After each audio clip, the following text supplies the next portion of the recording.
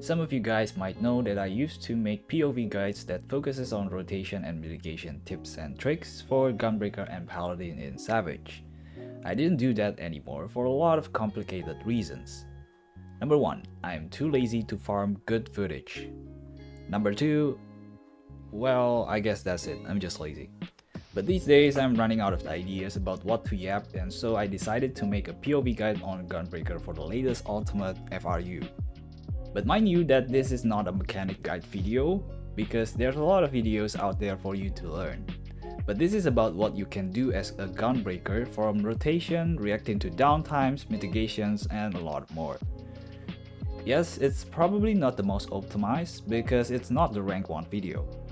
I'll even point out my mistakes, but this is just my perspective on how I play Gunbreaker in FRU, with tips and tricks that hopefully can help some of you in some ways. Now without any further ado, this is Aylaveen and here's how to Gunbreaker in FRU. Here's the opener that we use in phase 1. You should be potting here if you want to do 4 pots.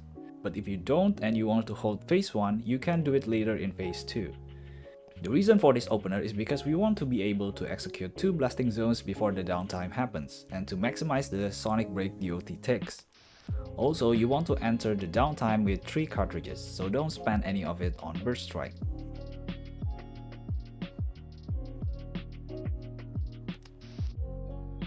Then we want to start rolling our 90-second mitigation before or right when Utopia Skycast happens. If you're main tanking this, you can invuln, then use Camo and Rampart late at around 50% cast bar, because it can still reach the shared proximity tank buster later. Don't use your Great Nebula since you need it at the second tank buster later.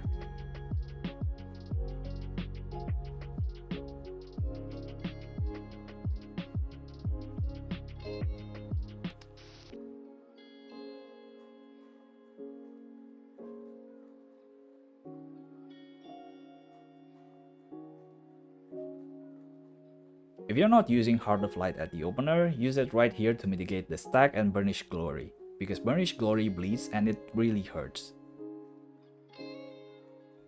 For the reopener, we want to do 1 to No Mercy so we can spend 2 burst strikes inside this window.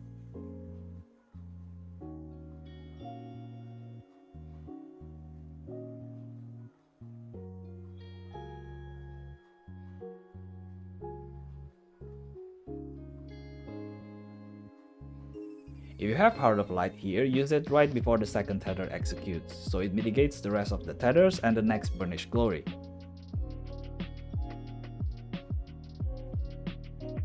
Now here comes the tricky part, since your Bloodfest will be up without your No Mercy.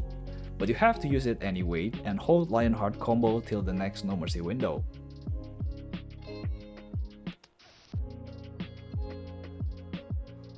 Don't forget to provoke here if you are off tank, and kitchen sink all of your personal mitigations.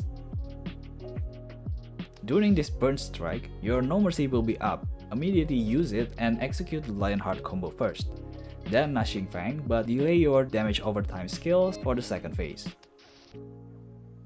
This here is not ideal because I'm holding for the party, but if you can, don't delay the Gnashing Fang so you can have a full Gnashing Fang combo before the second phase of Diamond Dust. Open with the rest of your combo, preferably put Sonic Break as early as possible to maximize its damage over time take. I prefer to use invuln here so I can invuln phase 4 Somber Dance and then phase 5 second Paradise Regain.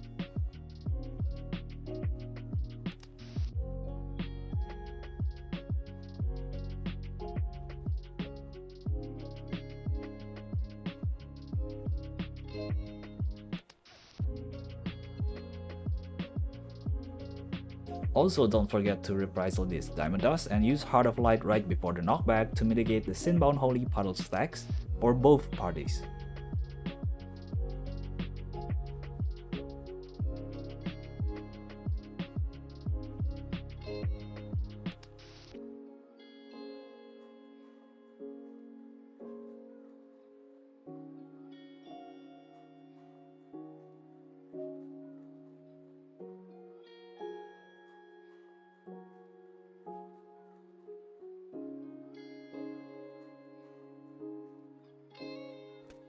If you didn't reprisal diamond dust, reprisal this stack. This is also a great spot to use pot if you are not potting at the opener in phase 1. If you do pot here, you can pot later in the phase 4 opener, then phase 5. This 2-minute window will realign everything that was misaligned before. That's why we did it that way in phase 1. But since you want 3 cartridges before downtime, don't spend burst strikes more than necessary. Also, this auto attack hurts quite a bit, so it's best for you to use Rampart or Camo if you're holding the aggro, or throw Heart of Corundum to your co-tank.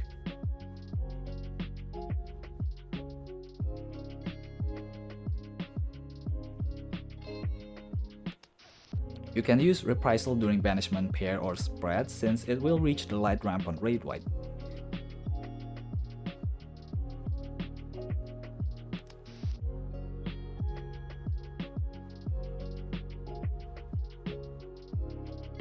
You can also choose to use Heart of Light here for the stack, but it will only reach one party where you're at.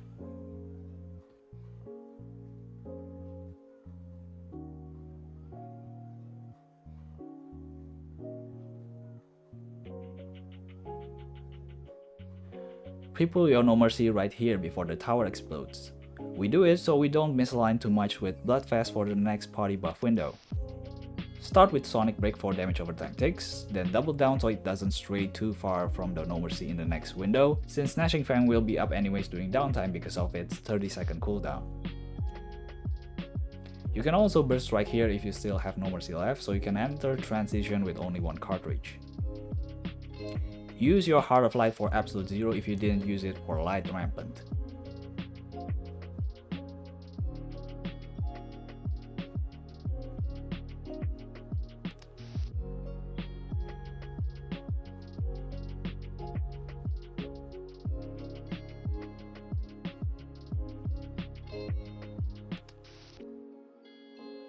If you pot during the opener, you should pot here, so you can pot during phase 4. You also want to make sure to execute 2 blasting zones here. Preferably one inside No Mercy, but if you can't, that's fine. It's still better than one blasting zone.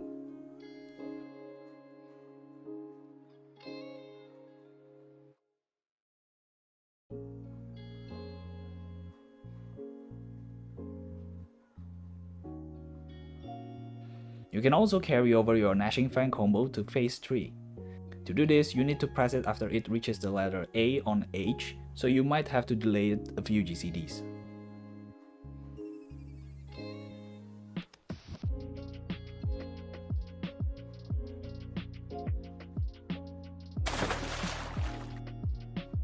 Pre-pull your No Mercy at the last second before the boss is targetable here. Use the rest of your Gnashing Fang combo, then go into the second Gnashing Fang. Be careful of where you stand, because the boss will jump to the middle and you might miss a GCD by getting line-tided or out of reach. Don't forget to mitigate this ultimate relativity Raid White.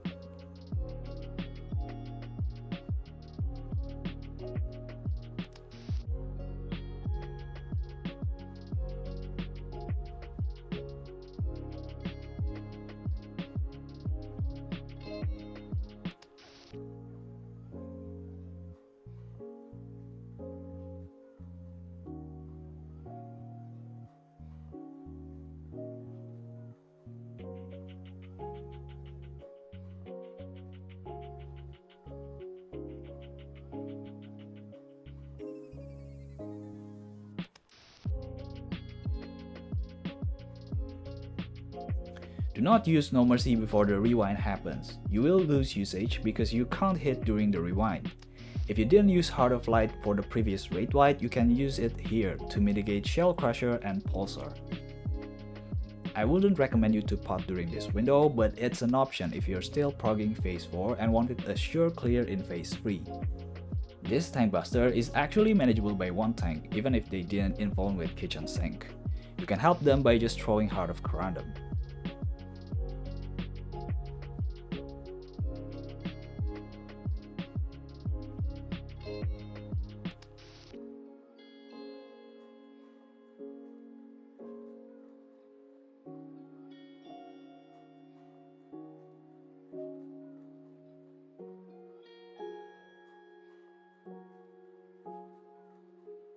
Now if you're baiting the darkest stance, start rolling your mitigations after the spread marker shows up.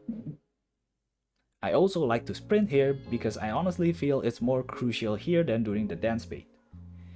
You're bound to miss a GCD here if you're baiting safe, but there's actually a way to bait closer for uptime. But your party needs to be on the other side, and I wouldn't recommend it because it requires too much thinking for the party, since you can be on either side if you swap. Also, don't forget to use Heart of Light before the last stack so you get both the stack and the next pulsar. Alternatively, you can also use Heart of Light when you went in for the first 2 stacks. Don't forget to mitigate this memory N, and remember to keep rolling your GCDs, including using Gnashing Fang here. You don't need specific cartridge amount since the timing is still quite far from your No Mercy, and you can fill those out before it went up.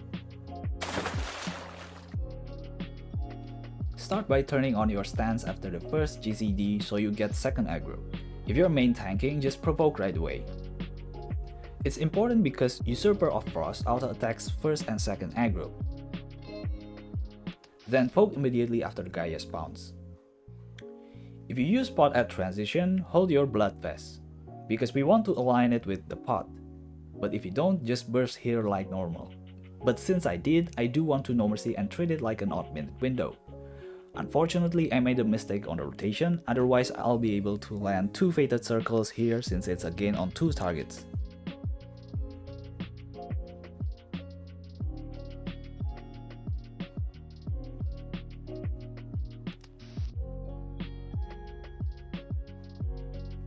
You can take turns for the bait, furthest and closest, but I recommend just one person baiting with an invuln because it's much easier. You also don't have to bait like this, you can just have more uptime and move out last second. Again, I'm just playing safe here. Afterwards, there's also auto attacks from Gaia, so I recommend you to use Corundum with it. If you're baiting, then use Heart of Light and Reprisal to mitigate the Archmord. You can get all hits and the Morn Ava if you start pressing after the cast bar. Afterwards is the pot window. Prioritize landing all of your Lionheart combo. Then you're double down, because those are the skills that are gained on 2 targets. Also, ideally we want to enter the next burst with full cartridge so we can immediately burst after crystallized time.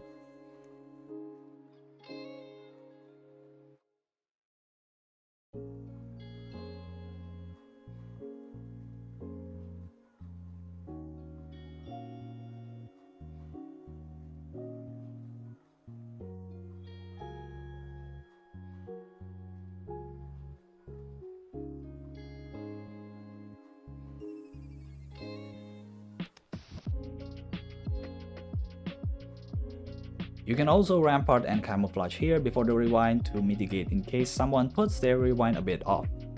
It might save your own life. It can also be used for the next Archmord if you're doing 7-1.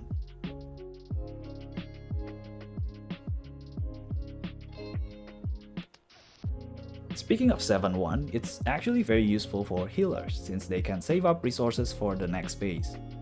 I highly recommend you to do that for the Archmord stacks in phase 4.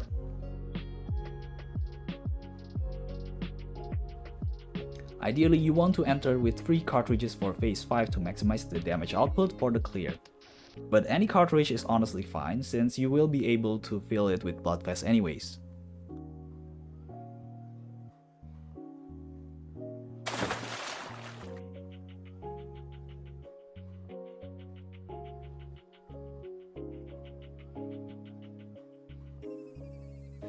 Always start with 1 to No Mercy so you can get 2 burst strikes during odd minute window.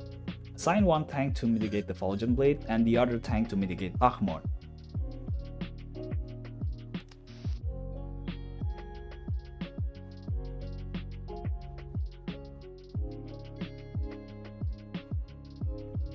I like to use Corundum during Fulgent to mitigate the auto attacks.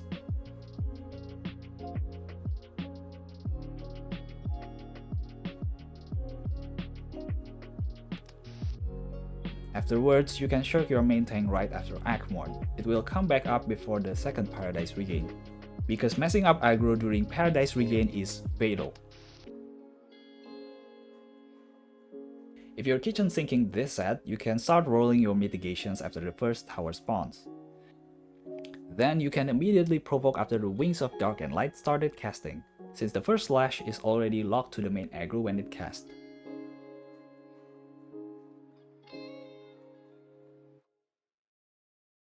Don't forget to immediately face boss to A for polarizing strike. If you reprisal the first Fulgent, you should be reprisaling this polarizing strike.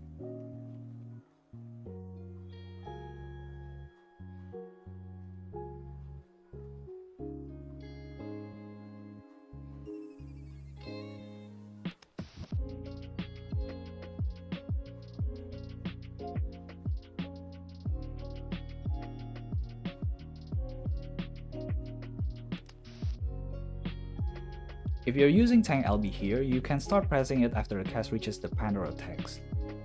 But if you're not, you can use Heart of Light and reprisal at B ladder so it reaches both Pandora box and the next Fulgent blade. This is your last pot window. Alternatively, you can also use it at the last burst after the last act mode, but I personally prefer this one.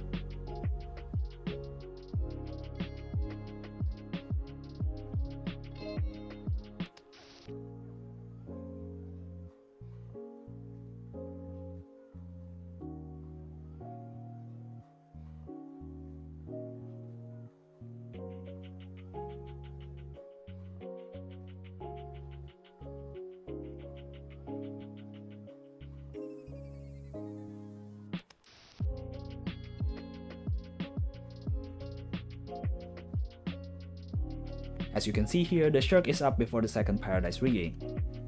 Don't forget to use it if you're off tanking because you will definitely mess up the aggro after the 2-minute pot window. In this example where I have to bait far, you don't actually have to move this far away so soon. I only did it because I saw my red mage was moving a bit far, so I went out immediately to play safe. You can actually mitigate both polarizing and the last act mode, but you need to use it before the cast bar even happens. It's a bit tricky, but possible. Unfortunately, I was late in this spot, so I can't reprisal the last act mode.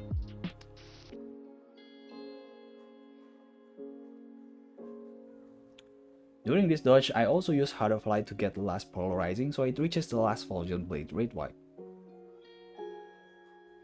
Also, don't forget to reprisal if you're able.